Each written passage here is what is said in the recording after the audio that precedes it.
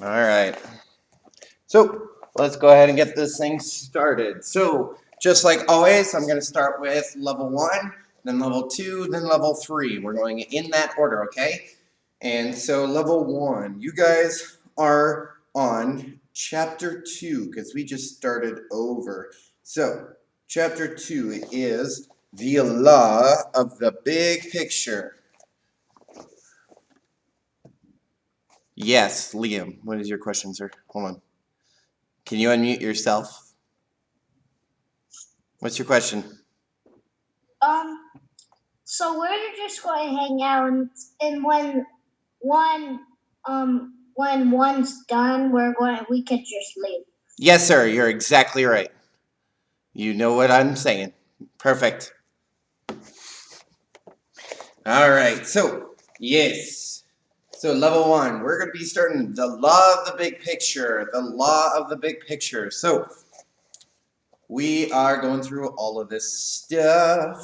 So, it says the goal is more important than the role. The goal is more important than the role. So it says, if you think you are the entire picture, you will never see the big picture. All right. So what that means is if I believe that I am everything, if I believe that it's only about me, then I'm not going to see the big picture. Right. If I want to show people that I am a good leader or a part of a team, then I can't expect everyone to be with me and no one else. I have to know that they are going to stay on the same page we are. They're just as important as I am. All right, that's what that means. So, how to become a more unified team. Unified means together, a more unified team. You guys are together. All right, so how to become a more unified team. First one, number 1, blank up at the big picture. Blank up at the big picture. All right, it says paint the picture for your team. Without vision, they will not find the desire to achieve the goal. This one is look. Look. Look up at the big picture. Paint the picture for your team. So if you're a leader, you want to paint the picture for your team of what the goal is, right? We're not, you guys don't come to the karate school and be like, awesome, keep going, guys. You should all know what we're going for, right? Because if we did that, you guys would be like, wait, what's the goal? There's no, like, nothing I can say, right? But since we have black belt everywhere, you know, we have our big sign that says we are a black belt school. We have all the black belts on the walls. We have all of our black belts around our waists. Like, black belt is everywhere in our karate school. And that's the goal, right? Is to earn your black belt. And that's how you guys know that's the picture. That is the goal, right? All right. And without that, no one's going to want to achieve the goal. Without that picture of the goal, no one's going to want to achieve it. Okay? So that's number 1. Number 2, blank up the situation. Blank up the situation. This one is size. Size up the situation. It says for people who live to build teams, seeing the size of the task ahead doesn't worry them. They don't shrink from the challenge, they savor the opportunity. If you want to be a good leader, if you want to be someone that can lead other people to their goal, whatever that goal may be, you have to look at it and be like, this looks like a perfect challenge for me, right? I don't want to shy away from any challenges like that. I want to take the opportunity to grow with my team, right? So if the team's bigger, well, it's going to be a little more challenging because you have more people to deal with, but you should be ready for it and you should always be growing more and more because the bigger the team, the more people you get to talk to, the more room you have to grow, all of that stuff, okay? And that's what it is talking about. If I want to build a good team, I have to be able to just savor the challenge. I have to be able to be like, yes, let's go. Challenge accepted kind of thing. All right? That's what that means. Number 3, blank up needed resources. Blank up needed resources. This one is line. I have to line up my resources. I have to know what they are. If I don't know what my resources are, then I'm not gonna get very far. right? Line up needed resources. The better resource the team is, the fewer distractions the players will have. So this means if you guys are a part of a team and the team is, if they have people that are good at many, many different things, well then all those talents are going to bring the team into kind of this shape here, and they're going to go straight towards their goal. But if you have, it's kind of like a fire hose, you know, you go like this and the water goes more powerful, but you go like this and it's weaker. It's the same thing. If you have a lot of people but they're not focused, well then the water, the flow towards your goal is going to be very slow. But if you have everyone with the same focus, you have everyone that is doing the same stuff and people that know different things about different like areas, then the hose gets smaller and smaller and the water goes faster, stronger, and more powerful towards the goal. All right? It's the same thing there. Now, number 4, blank up the right players. Blank up the right players. When it comes to building a successful team, the players are everything. This one is call. This is call. Call up the right players. When it comes to building a successful team, the players are everything. If you want to be a successful team, you have to have the right team members, right? You have to have people that are willing to grow. You have to have people that are willing to learn. And that's how the team gets better and better. All right, you're not going to have a very strong team if someone on that team is lazy and doesn't want to grow, doesn't want to do anything. They just say, here's all the work, have fun. You don't want those people on your team. Kick them off. Get rid of them because they're just dead weight. They're an anchor, all right? And you don't want any anchors if you're trying to surge forward towards whatever goal it is you have, all right? And number 5, blank up personal agendas. Blank up personal agendas. This one is give. Give up personal agendas. Teams that win have players who set aside their personal agendas for the good of the team. Basically, that means don't be selfish. If you want to be a part of a successful team, you cannot be selfish. You can't think of yourself. You have to think of the entire team, right? If I want the entire team to pass, I need to think of all of them, not just me. So, good example is prep cycle. If you're in prep cycle, you don't get to think, oh man, I'm going to take a break right now, because guess what happens if you take a break? The rest of your team pays for that break just as much as you do. Right, Kelly? It's exactly right. And that's what it means. So it's the same anywhere else, not physically like that, but anywhere else, if you take a break when you're not supposed to, thinking about only yourself, well, then the rest of the team is going to slow down and not reach whatever the goal is as fast. All right, and number 6, step up to a higher level. This one is step.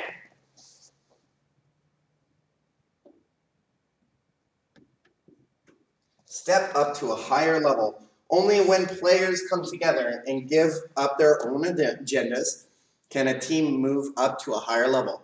It's seriously, like I just said, if someone is selfish, they're going to hold the team back. That's an anchor. We don't want anchors, right? We want to go as fast and hard as we can towards our goal. So if we have anchors, we want to get rid of them because they're not going to help us. All right? So teamwork thought. When you see the big picture correctly, you serve the team more quickly. Becoming a better team member. What goal in your life is bigger than you are? What goal in your life is bigger than you are? I want you to write that down. What goal is bigger than you are? Write it down, level 1. Are you currently participating in something greater than yourself? What goal is bigger than you are? Think about it. I want you to think about that. All right? What goal is bigger than you are? And I want you to write that down. And then, are you currently participating in something bigger than yourself? Other than that, when you finish that is it for level 1 today. That is it for level 1. You guys are free to go. Have a good afternoon. Wow. All right. Bye. See ya. Bye. See you on Monday, Mr. Morris. All right. See you Monday, Ethan. Bye. Bye. All right. Bye, level 1. Bye, Liam. Thank you for joining me, sir. Stay. It's not staying. There we go. All right, so now on to level 2. Level 2, you guys are on chapter 9 on the 21 laws of leadership. Chapter 9. Let me get there. There it is. Chapter 9 is the law of magnetism. The law of magnetism. All right, what do magnets do? Well, you guys know what magnets do. Magnets, they attract, right? Magnets attract. It's the same thing here. The law of magnetism says you are who you attract. You are who you attract. All right, effective leaders are always on the lookout for good people. Effective leaders are always on the lookout for good people. Birds of a feather, blank. This one's a very popular phrase that a lot of people use. Birds of a feather is flock together.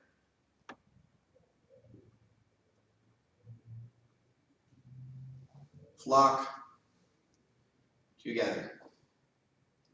Ooh.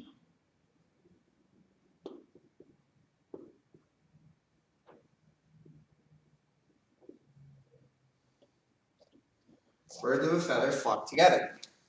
Now, common characteristics. So this is all having to do with the law of magnetism, which if you're a leader, you are going to attract people that are a lot like you. All right? You're going to attract people that act like you and a whole bunch of other things that we're about to get to, okay? So common characteristics. The first one on there is generation. So if you think about your friends, most of them are going to be within your generation, people that you are close to, right? They're around your age, and maybe plus or minus a couple of years. All right, and that's why, like, for me, I have so many friends that are around my age, but I also have like Miss Ogle and Mr. Churchma. They're my friends, and I'm older than them by like 4 years, but still, they're kind of close to my generation, so I can kind of see the magnetism. I see the connection that we have. All right, and that's the generation. Number 2, this one you have to write down. This one is attitude.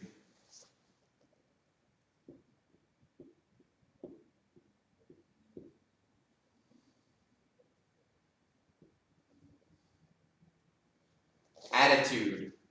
You're gonna attract people with the same attitude as you. So if you have a positive attitude, if you're always looking at the bright side of things, if you're always looking for motivation, determination, all the kind of skills that we look for in karate, well then those are the people you're going to attract, not attack. Don't attack those people because they're going to be your friends. Attract. You're going to attract those people, right? So if you have a good attitude, you attract them. But the opposite is true too.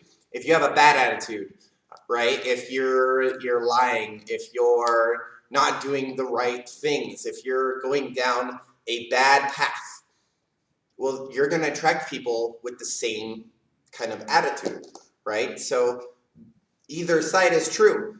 I want you guys to be on the positive side. The positive side's always better. Trust me. All right. If you want to be around people that always make you happy, always are glad to see you, always there for you, then you have to act that way to people too, right? I have to attract the people that I want to have around me. All right. Number 3 is background. A lot of you guys have friends that probably have the same background as you, the same experiences. They've gone through kind of the same stuff you have, right? So I have a lot of friends that are gamers because I play video games. I have a lot of friends that are in martial arts. Why? I've been doing this for 18 years, so of course I'm going to have friends that are martial artists. So you attract people that have the same background as you. Okay, and it's the same for you guys. If you like a certain thing, you're gonna have friends that like those things as well. That way you have common things that you like, things that you like together, right? So if you like a certain cartoon series, well then there you go. You and a friend can talk about that cartoon series and kind of bond. If you like a certain video game, Same thing. You're going to be friends with people that like that same video game. Karate, you all have friends here at the karate school, people that you like to hang out with and be around. It's the same stuff. All right? So, next one is values. Values. This is another one you guys have to write down. People with the same values. You're going to attract people with the same values as you. All right? So if you value loyalty, then you're going to have people around you that are loyal. If you value respect, honesty, whatever it is, you're going to attract people that have those same qualities, those same characteristics as you do, right? So if I expect my friends to be honest, I have to be honest with them. That's something that I value. All right, so it's the same with you guys. If you value whatever it may be, honesty, courtesy, integrity, perseverance, self-control, and dominant spirit, see what I did there? Then you guys, seriously, you guys look for those things in other people's. All right, so that's what that means. You look for the same values as other people. All right, next one is energy. You are going to attract the people with the same energy as you. So if you guys have an energy, everyone has an energy that they give off, right? If I give off a very vibrant kind of personality, a very vibrant energy, then I'm gonna have people that want to be around me that are just as vibrant, and we're gonna track towards each other, and it's gonna be great. All right, and it's the same with the negative side of everything. If I'm very let's see, if I have low self-esteem, if I don't like something about myself, if I don't like try my hardest to keep building myself up and I'm way down here, well, I'm going to attract people that are the same way. And guess what happens if you attract people that act the same way as you? Well, they're going to bring you down and you're going to bring them down, and it's just going to keep going lower and lower and lower, and that's not good. But again, the opposite is true. If you attract people that have a positive outlook, if you attract people that have the same energy as you, and it's a positive energy, then you're going to keep building yourself up. Think about you here at the karate school, right? We all have awesome, happy energy here. And guess what? It's built you guys up more and more and more. And now you're more positive, you're more happy, all that stuff, okay? That's what it means. Next one is giftedness. You're gonna attract people with the same giftedness. So if you like to draw, well, you're gonna have people that like to draw that are gonna come around you and want to be around you too. All right, and same with karate, same with this, same with that, whatever you guys are good at. People that have the same kind of hobbies are going to want to hang out with you. So if you're good at soccer, other soccer players are going to want to hang out with you. If you're good at sword fighting, then other people that like sword fighting are going to be around you, whatever it may be, okay? And the last one is leadership ability.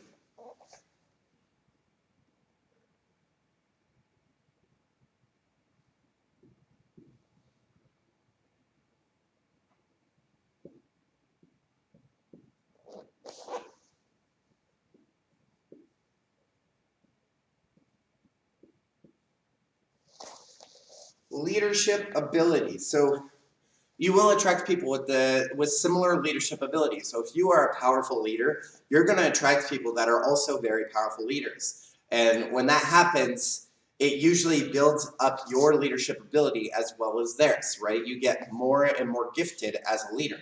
And it's the same thing here. The more leadership ability you grow, the more you're going to see that people that with the same kind of leadership ability are also going to be with you. All right, and that's what that means. Now, application, the bottom, and then we're done. So application number 1, what qualities do you want your teammates to have? So for example, I want my teammates to be honest. And you can put whatever qualities you want in that blank section on your page. All right, what qualities do you want in your teammates, your friends, whatever you want to say? But put those in there. I want you to put those qualities on your page. Write them down and be honest with yourself when you do it, all right? And number 2 is, what kind of people are you attracting right now? Do you want to change this? What kind of people are you attracting? Are you attracting, again, those positive, happy people that are going to keep building you up, and they're going to grow you in all of these areas. They're going to help your attitude get better. They're going to have the same values as you. Your leadership ability goes up. The energy goes up. Everything like that. Are you hanging out with those kind of people? Or are you hanging out with people that are going to bring you down, the negative people, the people that have low self-esteem, they don't like themselves, they don't want to be like around people, that kind of stuff. Because if you're with them, they're going to keep bringing you down, and you should think about that. Really be honest with yourself, and if those are the people you're around, you should probably change it to the people that are higher. All right, the people that are happier, are more honest in all of that. All right, other than that, level 2, that is it for you guys. All right, so level 2, awesome job, you guys. Have a great day. All right, level 3, you guys are also on chapter 2 of the incredibly effective teaching techniques. Let me get there. Ugh. So last week we talked about being friendly on purpose. All right, so this week we are talking about using your transformational communication skills. I'm going to grab a chair because going on one knee is not very nice for 30 minutes. All right, so let's try this again. Use your transformational skills. Communication is key when talking to students or their parents. Transformational communication always trumps words. So, as we get into this, you'll understand what I'm talking about. Now, this subject, I could talk about forever. I could really keep talking about this for hours, okay? So I'm just going to give you a brief run through of all of the stuff to kind of like get your mind jogging, because when you do these things, you really can hold people's attention longer and more effectively, okay? So, rule of 3. Number 1, tonality. This is the blank and pitch of your voice. This is the tone and pitch of your voice.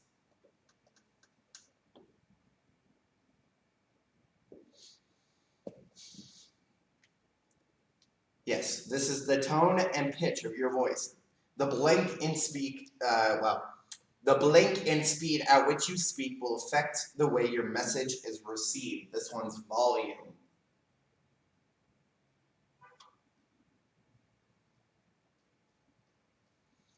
Volume. So, what this means, your tonality. Have your parents ever talked to you and been like, it's not what you say, it's how you say it? Have you guys heard that before? Maybe? No? That's okay. That means you're doing awesome. But what that means is if you say something, you say it, but sometimes you say it in a way that can convey something else. It can mean something else. So if you're talking to your parents and they ask you to clean your room, in your head you're saying fine, okay, I'll go do it, but the way it comes out is fine. Those are two completely different emotions, right? The first one is fine, I'm gonna go do it, kind of like I'm gonna do it, yes, let's go. The other one is fine, like you're annoying, all right? That's what the second one is. And that's the tone of your voice. Everyone does it, everyone has it, right? So even here at the karate school, you guys will hear different tones in the instructor's voices. You can tell when I'm happy, you can tell when I'm not as happy, I'm more serious, right? You can tell the difference just by how I'm speaking. All right, so like right now, I'm very calm, but I'm kind of serious because I want to convey what I'm talking about. I want you guys to be focused on me, right? If we're just talking regularly, I'm gonna smile and I'm gonna be all happy, and that's gonna be the kind of tone of my voice. Or if you guys are not paying attention, I can change the tone of my voice to sound more serious. You guys see the difference there? How it kind of changes what I'm saying? That's tonality. And again, that's the tone, the pitch. It could also be the volume. So if I speak louder, that conveys something completely different than when I'm talking regular, just like this. Okay? Number 2 is physiology. Physiology. This is blank language. This is body language. This is one of my favorite ones. Physiology. Body language. Your gestures, movements, and mannerisms can tell a story that either goes with or conflicts with the idea you are trying to convey. What that means, I want you to look at how you're sitting once. Like right now. How are you sitting? Because this is part of your body language, right?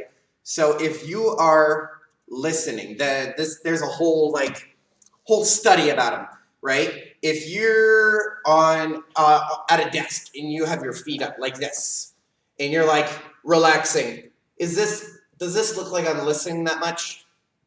No, right? If you're at school, here's one that you guys should look out for. If you're at school and you're going like this, what does that look like? Does it look like I'm bored? Very much so. What about, ready? This is the other one I've seen. When you're sitting at school and you do this. Do I look like I'm paying attention? Exactly. Crazy, right? But that's what it is, okay? That's your body language. That's all part of your body language. So if you want to look like you're paying attention, if you want to look like you are doing the things you're supposed to be doing, well, sit up, first off. Sit up, make yourself look like you're focused on whatever the person is talking about. Or if you're supposed to be doing something, you need to show that you're listening, right? So again, if I'm leaning back and I'm kind of just like lazily doing this, it doesn't look like I'm paying attention that much. But if I am, leaning forward slightly, or I'm sitting up nice and tall, focusing my eyes on whatever I'm supposed to be listening to, then it looks much better. It looks like I'm trying to focus on what they're saying. All right? Again, I could go on this topic for hours, but I have not very long. So, number three is, this is a fun word. You ready? It's physiognomy. Yeah, I know, crazy, right? Physiognomy. Physiognomy. It's a very strange word. Physiognomy. This is the language of your face. This is your facial language. There's the famous line, it's written all over your face. Yeah, that's physiognomy. All right, your facial expressions, that's blank, I'm pretty sure, that's facial.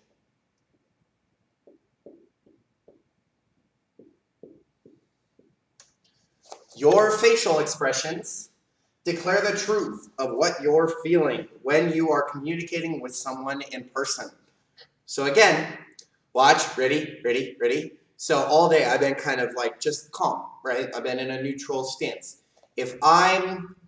Some people are different, like me. If I get really not happy, I start smiling. Just my cheeks are smiling.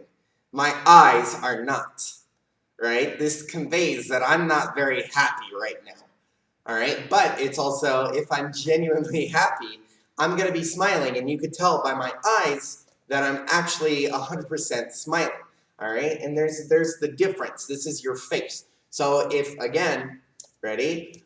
The difference between okay or fine and fine. Did you guys see that for a second? My eyes rolled, my face, it's completely different. All right, and that's the facial expression. So if you want to get a point across to someone, you have to use all three of these. You have to use your tone, your physiology, and your physiognomy. So again, the tone of your voice, your body language, and your facial language, all three of those, and you can get your point across in a very effective manner. Okay, so moving on to always make sure that tonality, physiology, and physiognomy match your intent and length. This one is objective.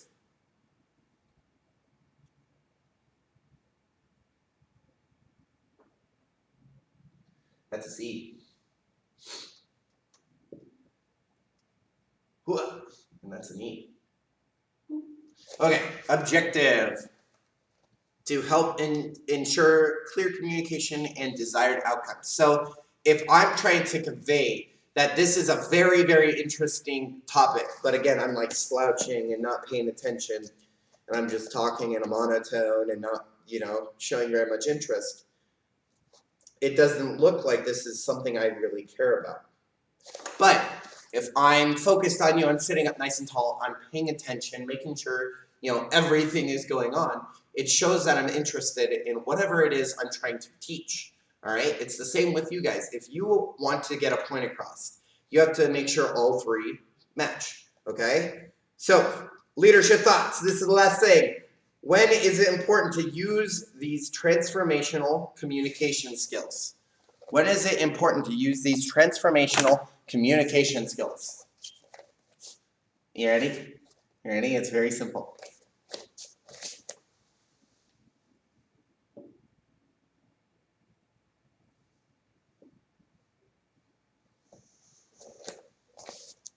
Always! Always use them. Again, like I was talking earlier, at school, if you're sitting a certain way, then it looks like you're bored. It looks like you're not paying attention. But if you're sitting up tall, you're paying attention, you know that you're listening, then it tells a completely different story. You could do it at home, at school, here at the karate school, anywhere you go. So always use it. Always, always, always use those three things. Again, tone, body, face. All right. That's it for today. Thank you, Level 3. You did absolutely amazing. Thank you guys for hanging out with me for 30 minutes. Have a good afternoon.